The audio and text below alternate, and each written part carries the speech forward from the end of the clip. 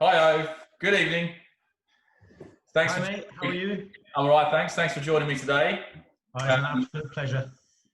So we are principally going to talk about tennis elbow today because the podcasts have gone a little bit up and down over the time that we've been doing, and I think I'm trying to take it into a position where we're talking about conditions. So this is sort of one of the first ones that I'm thinking about doing, which is you talking about tennis elbow. And the reason why I asked you, obviously, because now you're a world famous superstar on tennis elbow webinars. You just did a webinar that was how many people on it?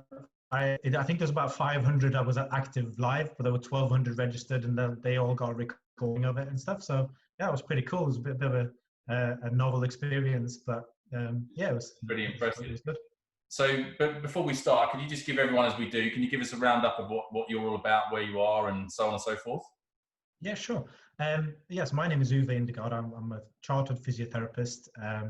My clinic is based in Leeds, and I originally came from Norway, studied here in Yorkshire, and then ended up staying for various reasons. I guess through the years I've been involved with some elite sports and kind of specialised in that at some stage, and then from there on evolved my practice a little bit. These days, a lot of it is chronic conditions, I guess. I see a lot of second opinion stuff. People who have been elsewhere and come back to the clinic here, both from a movement point of view, do a lot of shockwave these days as well. But it's a mixture of conditions, and there's a general practice, I guess, in that sense. How long have you been in your clinic? Did you just tell me that? Have I just missed that? How long have you been there? The clinic's been here in Leeds for about 16 years now. So I've been in practice for 21 years. And I came up to the UK in about 25 years ago. Right. Wow. That's a fair amount of time. And just for everyone who might be watching this on YouTube, what are those fancy looking machines behind you? Because that's a particularly nice one. Oh, right. Yeah. So the one that you can see in the back there with the black screen is the new Storz magnetolid extracorporeal magnetotransduction therapy. Very nice. Which we just got about a month ago. Yeah. And then the other stuff is my shockwave setup, which is the Storz MP50 radial machine. And then I have the T-top focused device. I've got the V-actor, and then I've got various types of transmitters for my radial as well that I use quite extensively. Sure. Okay. So for those that I mean, I'm not particularly as an osteopath. I don't happen to see too many tennis elbows. So I'm going to be all learning today. So assume everyone that you is completely without knowledge. Just can you give everyone the last thing I remember learning at college was ECRB, blah blah blah. That's probably well out of date, and I have no idea what I'm talking about. So can you just give everyone a quick roundup? Tennis elbow. Yeah, you're kind of in the right area. So, etc. If from my experience with tennis elbows is not so much tennis players, I guess. I do see a lot of weightlifters and CrossFit athletes, and they usually come in with problems. The other group that are quite prevalent is, for me at least, manual workers, people who are using hand tools, and they tend to come in with these things as well. So if we then talk about like how what kind of condition it is, we know that it's kind of a degenerative condition, it's an overload condition. And like you said, it's the ECRB, the extensor radialis carpi. It's still relevant. I'm not too out of date then. No, it's still the tendon. So the common extensor tendon is made up of that and the extensor digitorum tendons. But the most important one is the ECRB. And it, like if you look at the studies on it, it kind of ducks under the digitorum tendon and becomes the deeper part of the common extensor tendon. Right. And that has a couple of really important points to it, because one, that's usually where people get problems rather than the superficial parts on the attachment on the epicondyle. Yeah. And the second part is that if it kind of articulates with the elbow joint on the underside of that tendon. So there's several factors involved with the tennis elbow, but one of them is the biomechanical side, and it has a heavy biomechanical side to it. The ECRB also integrates with the joint capsule. So okay, I know that, right? Okay. So that's one part of it. Supinator takes some fibers off it as well. So when you think about all these things that you're doing, wrist extension, gripping, and twisting in your wrist, all of that involves and creates shear forces around the elbow. So there's a lot of forces that go through there.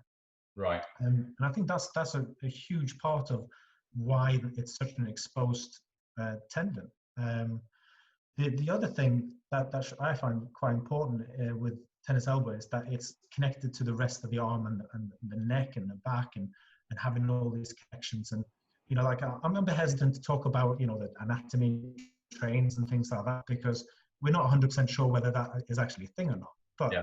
there is some form of, you know, transmission of forces through the upper limb, right? Yeah. So some of it's coming, you know, when you grip, there's a joint action between your flexors and extensors in your wrist. Yeah. Bicep and triceps activity. There's also some deltoid activity. So soon when you start to manipulate your arm down in space, all these muscles work together. And so we know that to be able to move our shoulders properly, we need to have good stability and strength around the shoulder girdle and things as well. Yeah. And so we then have, you know, some form of transmission of forces through the whole arm. So when we're talking about treating it, I think that's a really, really important part of it. The other two things that are quite important with tennis elbow as well, I feel, is that it becomes usually very sensitized. So the area itself has quite a lot of nerves coming into it. Yeah.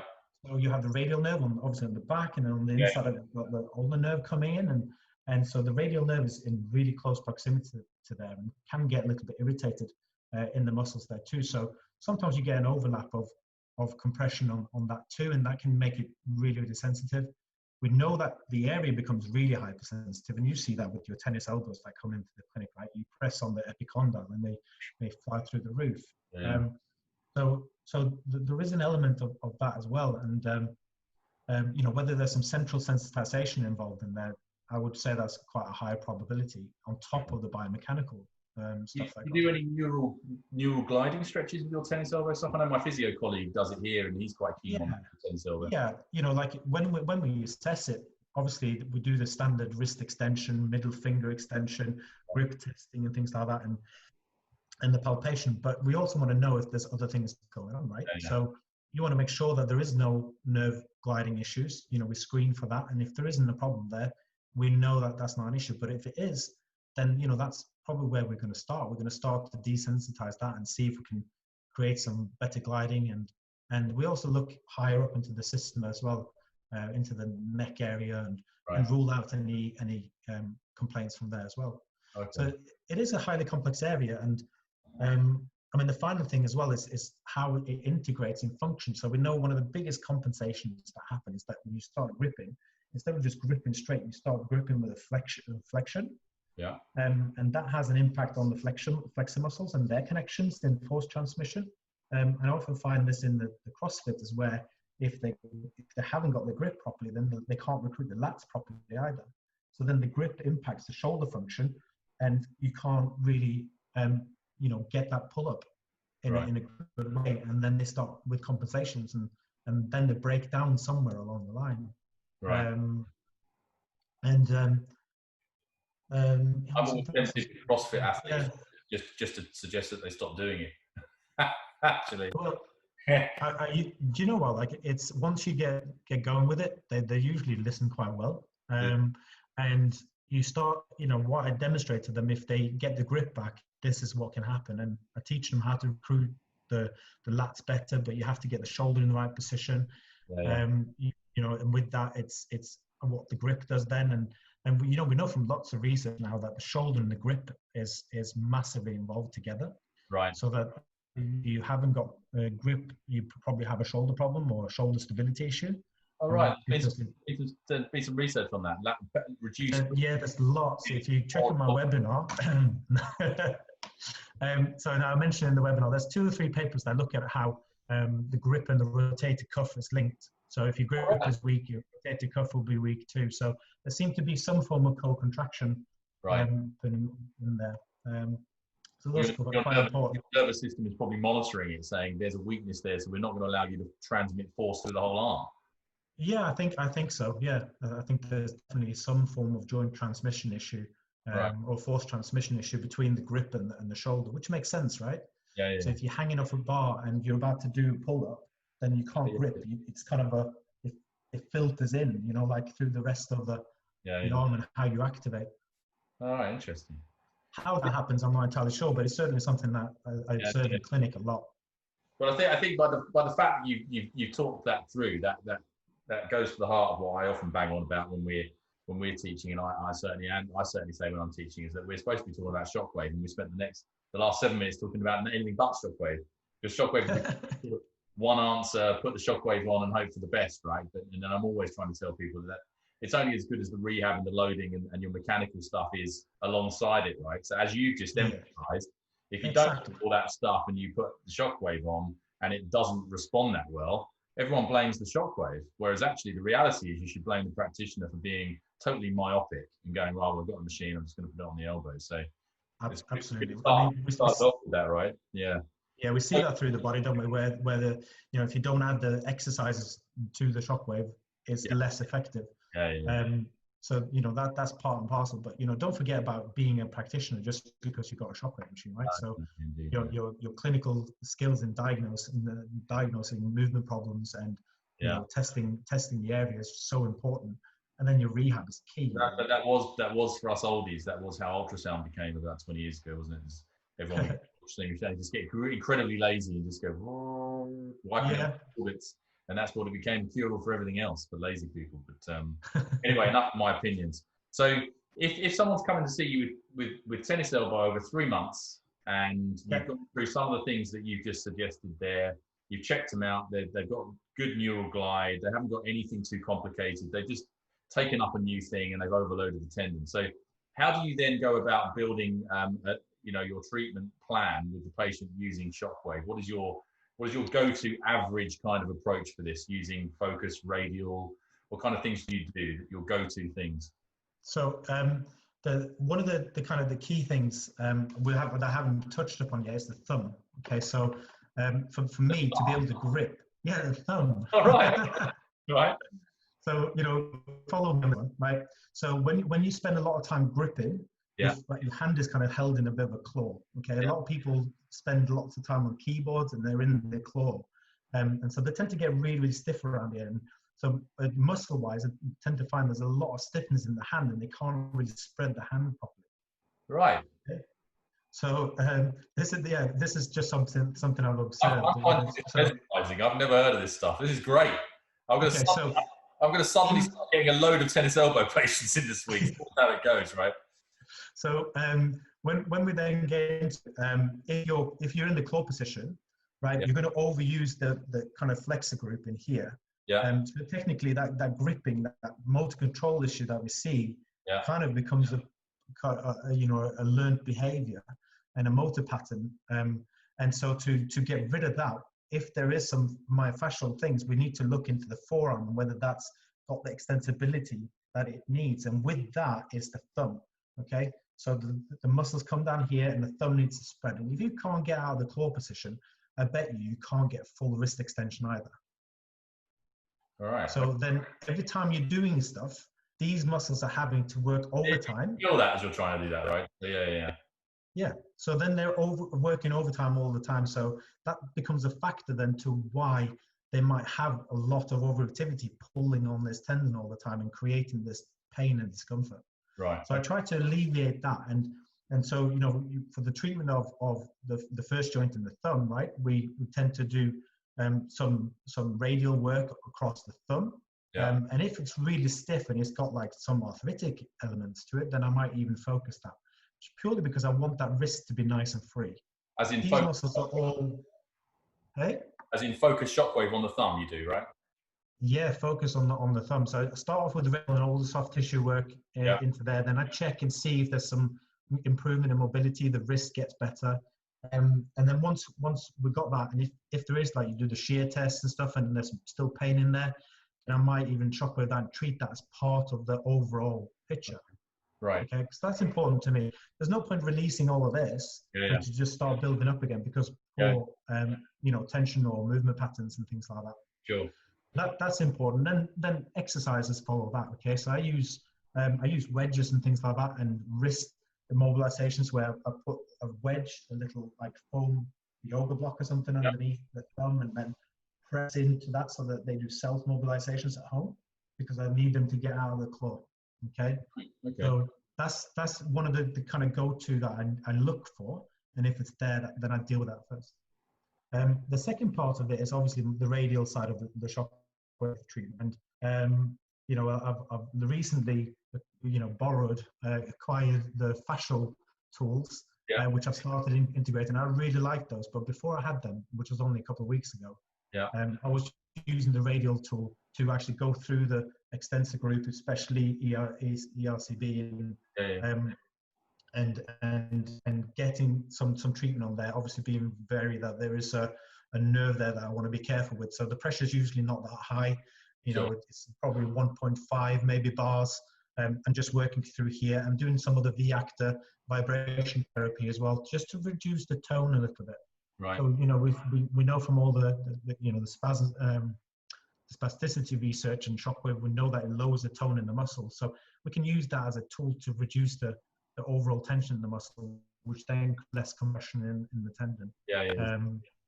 Clinically, I see a reduction in pressure pain on the lateral epicondyle. I never measured that, but patient reported it would be usually about half the pain just from doing those two strategies. What do you use as a lubricant when you're using the fascial tools? Do you use the normal ultrasound gel, or do you use just a massage? I don't know. The fascial tools I use without lubricants, so I want there to be some friction in that interface, and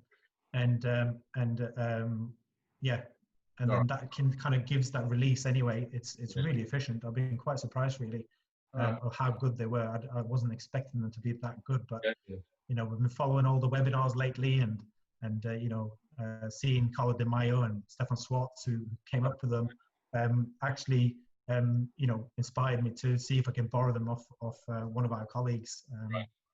So yes, I started with them, but yes, and nothing on there. And then when you go onto the radial, obviously you need the ultrasound gel, or you're not going to get any transmission of the forces in there. So yeah, the next thing to look for is literally just like tight bands within the muscle tissue that you know could be influenced. So we know the common extensor tendon becomes the intramuscular septum up here, and there's usually some tenderness along the ridge of the lateral epicondyle. So if there's some soft tissue tension there, I'll radial that too. I'm quite generous with my radial. I want there to be some stimulation and blood flow bringing into that tissue. And sometimes I even go into the deltoid. What do you use to start with on the, because I know that a couple of us like using the ceramic head. Do you use a normal R15, normal metal head? I probably do most of that with a D20. And before I had the focus, I then would go on to the ceramic head 15. Right, okay. Yeah, but I use the D20 a lot for this general muscle work, because it's a little bit wider area, it spreads a bit wider, and I just want that stimulation throughout that tissue. Okay. And then when you go on to the insertion, then you do C15 just for the pain, the sensitivity. If I was doing real, that C15 would be my go-to. It tends to give like that little bit less sensation on the skin, which is good for the enthesiopathies, the insertional tendinopathy stuff. And you know, patients tolerate that better, and it seems to give, you know, like just a little bit deeper sensation as well. I don't know if you found that, but it feels different to the normal R15 treatment head. It does. Would you try and get them onto that, or are you quite happy to do the whole insertional treatment with a ceramic head? Well, these days I go straight for the focus because I've got it. But I would do, you know, a good 2,000 shocks usually with 15 tendon. The other area that I tend to go for is like 2-3 centimeters down the tendon as well, which has been shown to be quite a hypovascular area and an area where there's a lot of pain usually. So I try to cover both of them with about 2,000 shocks, and then the pressure level, you know, 2 bar up to 2.5 bar if they can tolerate, but usually it starts off quite low because of the pressure pain of that, and gradually build that up. So do you still use the radial in combination with the focus, or do you just use focus now you've got it? No, I do all the muscle work. I do the thumb work and everything with the radial, and then when I do the insertional, because it's so much less discomfort, I guess, for the patient, I choose that for the insertion. Big standoff, I assume. Pardon? With the large standoff. Yes, yeah. So standoff number 2, the large standoff, so that we can get the right treatment depth.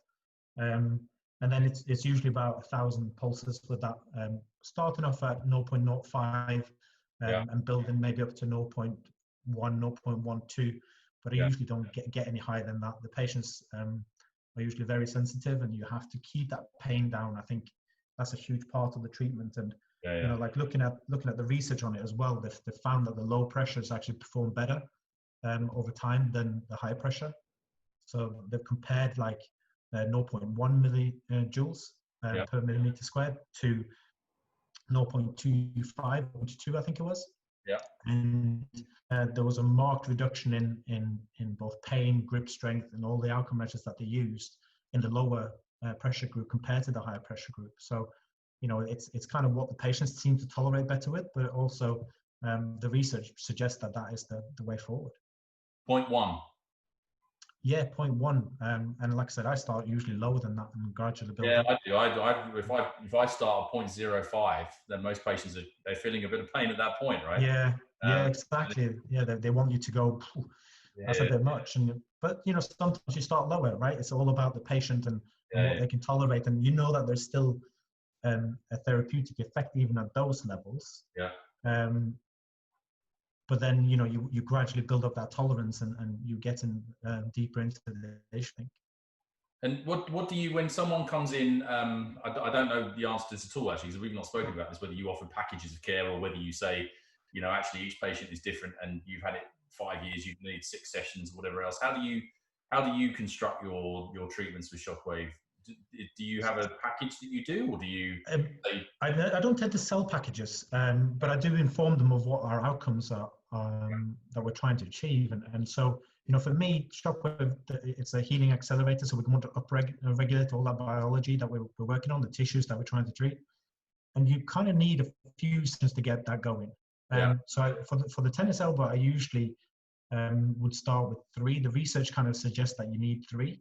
So we start with 3, and then we start the rehab as soon as we can. So the rehab might be gentle isometrics after the first one because it has to be low on the pain scale. But gentle isometrics is usually well tolerated, and it gets them going. And we know that in the short term at least can give them some pain relief too. Then we go through the 3 sessions and gradually introduce more loading locally. And then when we can, we start to then integrate some shoulder work, some shoulder blade work as well, because we want to improve the strength there. We want to improve the central stabilization through there. And then after 3 sessions, we leave it a couple of weeks. Then I have them back because I want to progress the rehab. And we then, look at what's going on here. Is this pain still a big part of it? Then I would go, right, we're going to do another stimulation on there. And then I have them back again 2 weeks after that, monitoring the rehab, changing things, progressing things. And hopefully by that stage, we've got them, you know, doing some hanging, gripping, holding and things like that for the more active group, and, you know, twisting the towels and doing other things, you know, press ups and things for the less active group. And, you know, if it needs to be, then we will top it up again. We want just that healing stimulation to keep on going. But then after that, we kind of have to leave, you know, we know that it lasts a few weeks with the collagen turnover, everything like that. So we want that process to take place. And it's about monitoring the rehab and progressing as appropriate. And then, you know, we might review it after 3 months. But most people, you know, touch wood, are a lot better by then, and they kind of decline treatment at that point. Okay. So when I teach the research stuff on this, and you know, it always comes back that the lower extremity stuff does particularly well with Shockwave, the weight-bearing tendons, and tennis elbow is always like the poor brother over here. And I think partly that's because there is less research on tennis elbow than it would appear. Achilles, plantar fasciitis, they're the ones that always get, you know, the shining light. Do you think it's the lack of quality research that suggests it doesn't work that well, or do you think that there are differences between the nature of tendinopathies in the upper and lower extremity? What do you think on that? Because you're getting results, right? So I think it appears that way, doesn't it? plantar fasciitis, everyone sort of says, look, we can confidently say the average outcome, 75 to 80% of people get 75% better within about 3 months.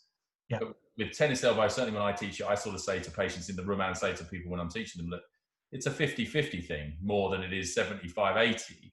But by the sound of it, you're getting better results than that. Well, I think, if you look at the research, it kind of reports, there's a mixture really. It's kind of between 65 and 90%, depending on which paper you read. Right, okay. I think, like there was a great precision paper by the Good as Maya group and the kind of the ISMT guys back in 2017, when they kind of look, is this the main, indicator for Shockwave, the tennis elbow? And they reviewed a lot of the old research, because a lot of people kind of read the early stuff from like the early 2000s and 1990s and stuff, and there was just such a great array of different treatment modalities happening at the time, and there were different machines, there were different settings being used. Somebody used one setting, one treatment session. Some people used 3. Some people used high, low, different electrohydraulic stuff, piezoelectric machines. So the research was all over the place, and quite rightly, there wasn't really a huge support for it in the early days. But they kind of looked at it, and through up to 2017, there was still a majority of papers that suggested that it's a really good treatment as a second line for tennis elbow. Right. But yeah, why is it so different to the lower limb, right? Because it is different. I think the complexity of the upper limb in terms of how it moves and stuff is greater than in the lower limb. I think that's part of it. Yeah. I think often it's a case of underloading. I think that they're scared of loading the upper limb. The lower limb gets lots of load because it has to for running and jumping and all those things. I think in the upper limb, people are just a little bit careful with it. There's a lot of isometrics and therabands. And that's often where it stops with tennis elbow. I might be guilty of that. I think there needs to be a much more holistic view on it. You have to look at, even into the chest, the core muscles, how they're functioning together, how the shoulder blade is, can you control your scapula in space? And that, all of that, how that influences the pressure and the tension that comes through here. And that gives it a different challenge to a lower limb, which is usually brought on by repetitive overload, which becomes a much more a loading and capacity issue. You have that in the tennis elbow too. But there's just a much more complexity in terms of what's going on at the hand, the shoulder, and all the muscles in between. Right. That's kind of my take on it. I'm not saying I don't get 100% success rate with them. Sometimes we need to do a second lot of Shockwave as well, and that then further improves it. Not everybody is a quick responder on early, from these treatments. But you have to then realize what's going on here. Where are we at in the rehab? Are they adhering to it?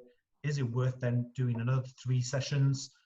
Let's get back on the rehab because you've kind of slackened it off a little bit.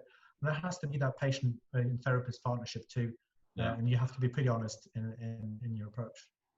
And on that note, about those patients that don't respond, they're the ones that ultimately we should be learning from. About what do we do not do right. When you're seeing patients sat in front of you and you're thinking, this is a good candidate for Shockwave, are there particular patients where you started to think, I'm not sure that's going to be a great outcome, or I think that type of person is going to be a good outcome? Do you have a sort of patient selection thing in your head where you're starting to think about that as much as you've anecdotally experienced it? I think people who are used to training get the rehab. Right. They're usually quick responders. The other thing that I do as well, I've done my kind of basic ultrasound training and done some advanced training as well with a SMUG group, which I've found very valuable. And so, I've learned how to scan a tennis elbow and the most common tendons that I see. And I can kind of pinpoint a little bit and see how bad it is. And if I see a majority of the tendon is affected, then I know that there might be slow responders. If there's a small area that's there, then I know that they might be responding a bit quicker. For instance, if you see calcifications in there, that might influence things a little bit. And if you have a tear in there, you know that shockwave, they actually do worse than if there wasn't a shockwave. Yeah. Worse than even with exercise. So you might stay away from a shockwave at that point in time. Yeah. And those kind of people often go on to surgery in the end. But right. Yeah, so there's multiple factors involved there. I think, the other thing is, the treatment is very safe.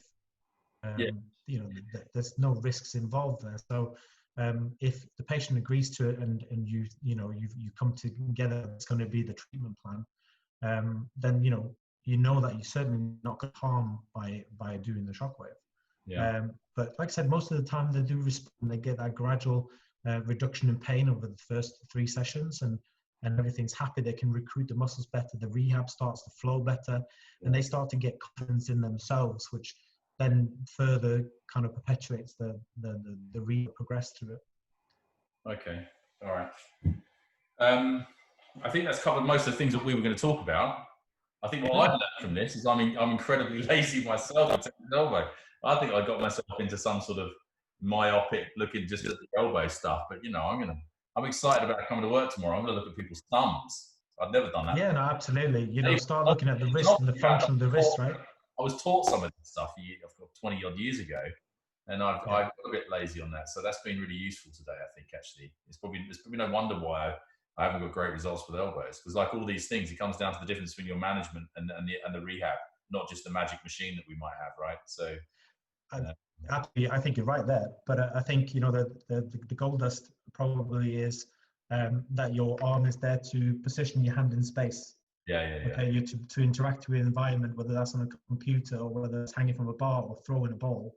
This is just one part of that, and so looking at the individual parts and making sure that they have the prerequisite movement. Yeah, is a really, really important part of it. Super. Right. We're going to go home and have some tea now. So, I thank you very much for coming on and giving up an evening for us. Absolute pleasure to be here, mate. We're going to be, hopefully, if this is all recorded as it should, this will be on YouTube and it will be obviously on the podcast. So I'll sign off now and thank you very much. Cheers. Thanks, James. Bye-bye. Bye now.